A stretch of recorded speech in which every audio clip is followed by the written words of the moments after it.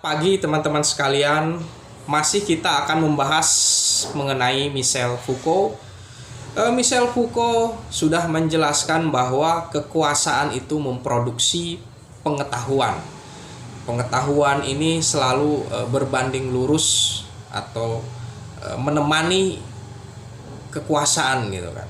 Sebagaimana pemikiran Michel Foucault tentang pergeseran dari represif state menjadi regulasi. Nah, jadi negara itu awalnya ingin menundukkan, ingin mengatur masyarakat dengan kekuasaan yang ada di tangannya dengan represif, tetapi saat ini bisa menggunakan regulasi aturan.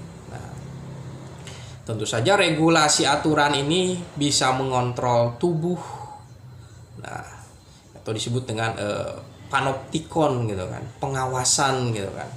Setiap individu masyarakat diawasi dengan aturan. Ini sebagai sesuatu pendisiplinan tubuh gitu kan. Berusaha untuk memahami bahwa setiap individu itu bisa berhenti melakukan suatu aktivitas yang mengancam kekuasaan, yang harus diatur dirinya dengan aturan-aturan yang ada di masyarakat.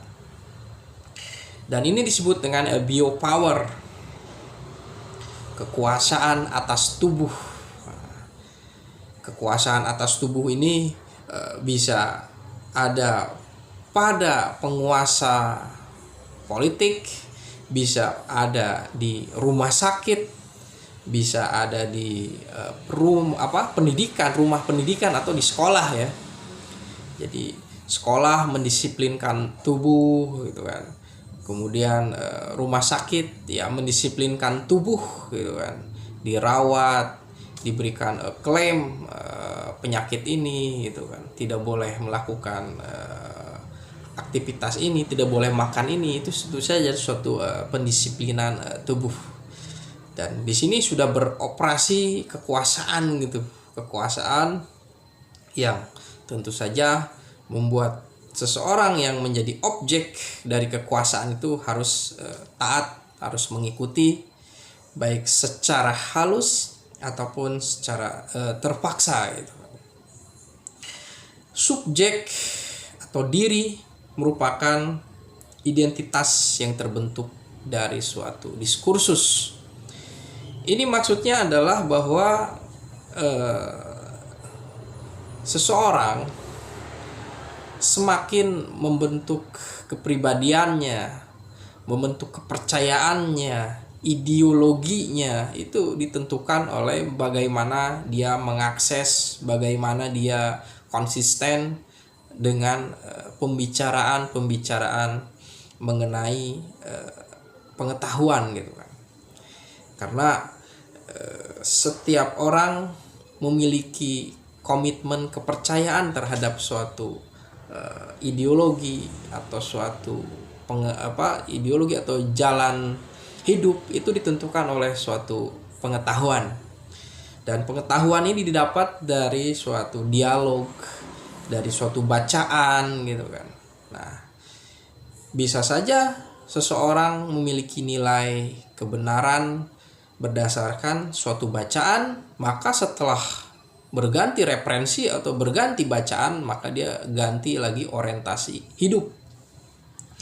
Maka pemahaman tentang identitas itu selalu bersifat berubah gitu kan. Ya, Michel Foucault menjelaskan ya tidak ada yang bersifat substansi, yang ada kan relasi gitu kan. Relasi dalam pembentukan identitas. Jadi masyarakat, struktur sosial dan kekuasaan itu menentukan identitas seseorang gitu kan.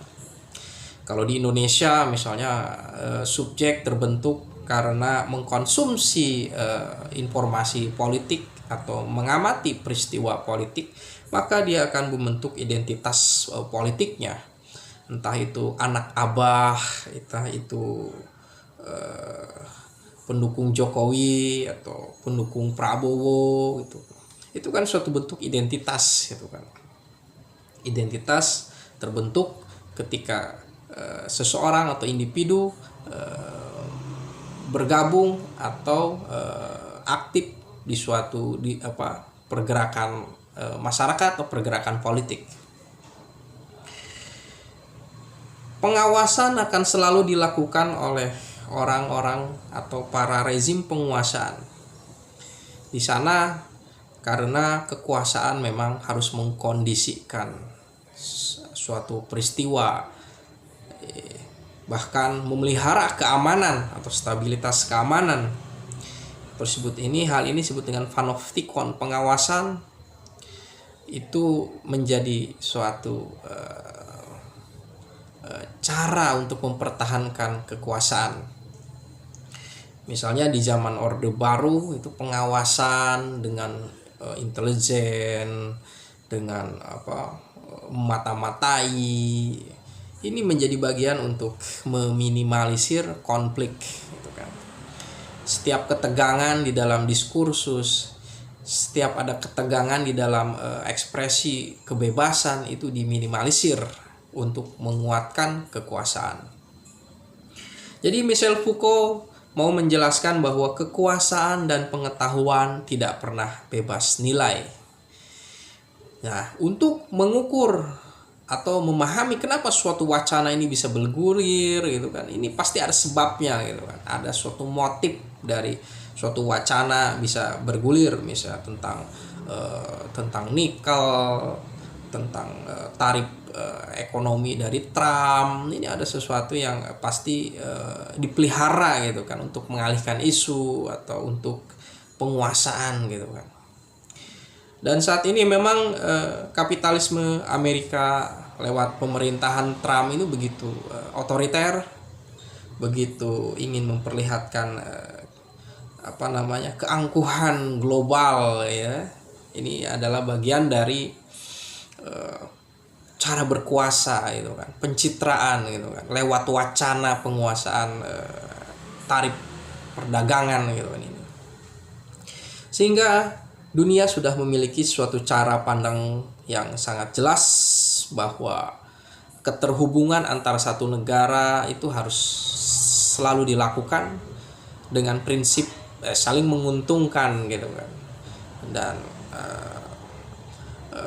regulasi dari Trump tentang tarif perdagangan ini menjadi suatu yang sangat membuat dunia dinamika di dalam ekonomi ya. Sehingga kalau dikaitkan dengan peristiwa perang itu bagian dari suatu efek yang harus diperhitungkan.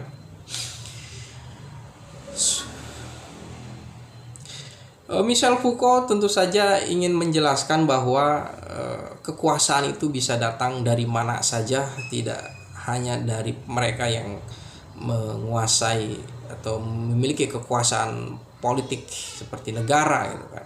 Sekolah, klinik, penjara itu memiliki kekuasaan sendiri. Disebut dengan mikropolitik. Jadi kekuasaan datang dari mana saja dia beroperasi gitu kan. Di sini ada sesuatu yang positifnya, maka kekuatan netizen itu bisa menguatkan atau bisa memproduksi kekuasaan juga lewat wacana, bisa merubah arah kebijakan pemerintah gitu kan. Jadi kekuasaan tidak lagi terpusat. Nah, tidak ada hierarkis yang lebih suci, lebih berkuasa gitu kan. Meskipun ya pada prakteknya siapa yang lebih berkuasa ini tentu saja adalah negara, karena negara atau pemerintah itu memiliki uang, memiliki tentara untuk mengkondisikan suatu keadaan. Tapi tentu saja di zaman yang serba terbuka saat ini ya kekuasaan itu pasti dibatasi.